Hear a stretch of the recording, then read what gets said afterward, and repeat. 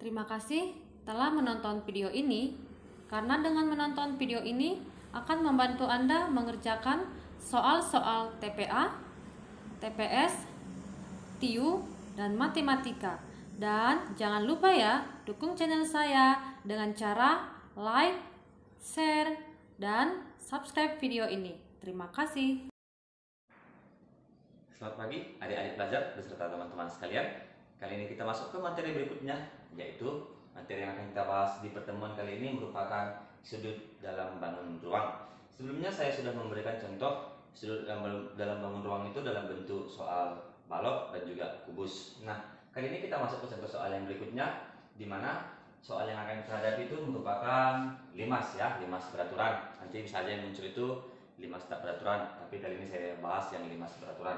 Yuk kita lihat contoh soal yang pertama.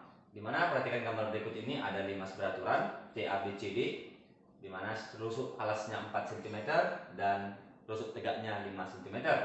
Pada limas beraturan tersebut tentukanlah nilai sinus antara bidang TAB dan ABCD. Oke, baik. Seperti yang sebelumnya kita bahas bahwasanya sekarang bidang TAB merupakan yang ini ya, TAB kemudian dengan bidang ABCD, ABCD. Nah, konsep dalam mengerjakan sudut maupun jarak sama ya. Yang penting kita menemukan di mana segitiganya, ya, menemukan di mana segitiganya. Agar ketemu segitiganya, maka cukup kita mengambil satu garis yang mewakili setiap bidang, ya, yang ditanya. Di sini ada bidang TAB dan ada bidang ABCD. Berarti kita mengambil garis yang menemukan bidang TAB dan ABCD. Nah, coba kita lihat syarat menentukan garisnya itu carilah garis yang sejajar dengan tiap-tiap bidang. Kali ini kita lihat TAB, ABCD. Maka untuk mencari garis yang sejajar dengan TAB tentu ini saya tarik ke bawah.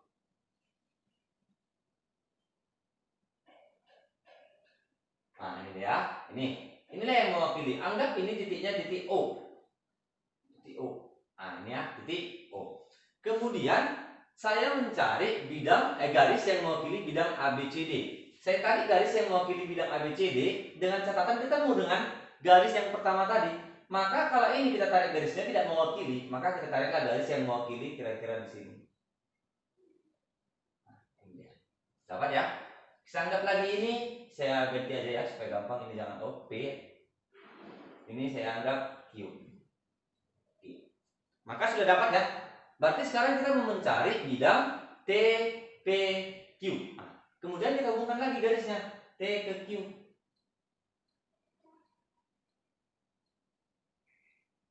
Oke, ini dihubungkan. Oke, dapat. Maka sekarang segitiga yang kita temukan adalah segitiga TPQ. Sekarang coba kita angkat segitiganya ini keluar, ya, keluar dari permasalahan supaya lebih gampang melihatnya. Saya bikin sekarang bentuk segitiganya seperti ini aja. Oke. Di atas itu T, di bawah P dan Q. Yuk sama-sama kita perhatikan. Ini rusuk bidang ABCD ini itu merupakan rusuknya 4 cm. Berarti karena BC 4 maka dapat dipastikan TQ juga pastilah 4 cm. Ya. Kemudian kita nanti mau mencari nilai TP, TQ. Ini bisa kita cari dari mana? Menggunakan aturan Pitagoras. Nah, menggunakan aturan Pitagoras bagaimana? Karena besar TP pasti sama dengan TQ. Ini pasti sama ya. Kenapa sama? Karena di sini pasti siku-siku. Kalau di sini siku-siku, ini siku-siku ini ya. Di sini siku-siku, bukan di sini yang siku-siku, tapi di sini. Kalau di sini siku-siku, maka ini sisa 2 dan ini rusuk tegaknya 5. Sama juga dengan yang di sini, siku-siku di sini, ini 2, ini 5. Jadi cukup dicari satu aja. Sekarang kita mencari apa? Mencari TP. Karena sama dengan TQ, berarti ini sama. Nah, oke. Kita cari nilai TP.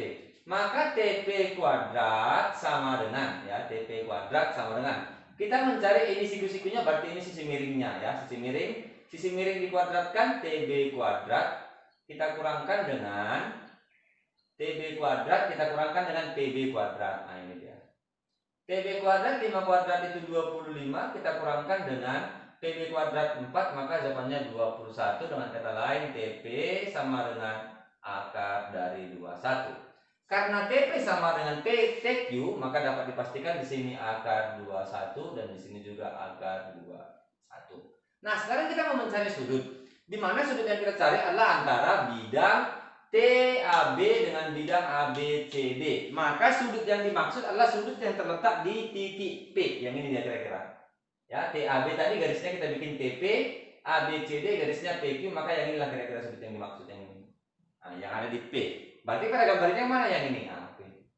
Masih ingat aturan cos, di mana untuk mencari aturan cos sebelumnya sudah kita bahas bahwasanya untuk mencari cos P, ya, cos P itu sama dengan, nah ini dia, ya, cos P. Karena kita mencari nilai cos P, sisi yang mengapit sudut tersebut dikuadratkan, ya, sisi apit dikuadratkan. Berarti kalau kita kuadratkan akar 21 kuadrat 21 tambah dengan, ya, yang mengapit juga ini 4 kuadrat 16, atau kalau enggak saya bikin dalam bentuk kuadrat aja dulu supaya jangan bingung. Akar 21 ini kita kuadratkan tambah dengan 4 kuadrat, kita kurangkan dengan sisi yang di hadapannya. Kita kurangkan dengan akar 21 kuadrat, kita bagi dengan, nah ini dia, kita bagi dengan 2 kali sisi apitnya, ya, 2 kali sisi apitnya, 2 kali 4 kali akar 21. Kalau kita perhatikan, karena ini sama dan tandanya kurang, matikan saja. 4 kuadrat kalau kita bagikan, 4 kuadrat ini 16, kita bagikan dengan 2 kali 4, 8 akar 21. 16 dengan 8 habis, sisa 2. Maka jawabannya sama dengan 2 per akar 21. Kita telah memperoleh nilai cos P itu 2 akar 21. Tapi yang ditanya itu adalah nilai dari sinusnya. Berarti untuk mencari sinus kita gunakan aturan Pitagoras, di mana cos merupakan samping per miring. Dengan kata lain, si 2 sebagai samping, si akar 21 sebagai miring. Ya, kita gambar sudutnya. Kalau kita gambar segitiganya, kita gambar segitiganya, kita anggap di sini si P-nya, maka sampingnya 2, miringnya akar 21. Dimana untuk mencari ini Pitagoras tinggal yang ini dikuadratkan, yang ini dikuadratkan. Ya, kita cari di sini, maka hasil dari kuadratnya merupakan akar 21 kuadrat kita kurangkan dengan 2 kuadrat. Akar 21 kuadrat itu 21, kita kurangkan dengan 4, maka jawabannya 17. Oke, maka yang P-nya itu merupakan akar dari 17. Yang sisi depannya ini akar 17. Maka dengan demikian diperoleh nilai sin P, di mana nilai sinus P sama dengan depan per miring. Ya, depannya itu sama dengan akar 17, miringnya sama dengan akar 21. Atau kalau di buku dibikin jawabannya seperti ini juga tidak masalah, karena keduanya dalam bentuk akar, maka akarnya kita samakan. Yang mana aja ini jawabannya benar, sama-sama benar. Maka jawabannya akar 17 per akar 21. Kita lanjut ke contoh soal yang kedua. Masih berhubungan dengan limas beraturan, di mana contoh soal yang kedua, diketahui limas beraturan TABCD dengan rusuk alas 6 cm dan rusuk tegak 3 akar 3 cm.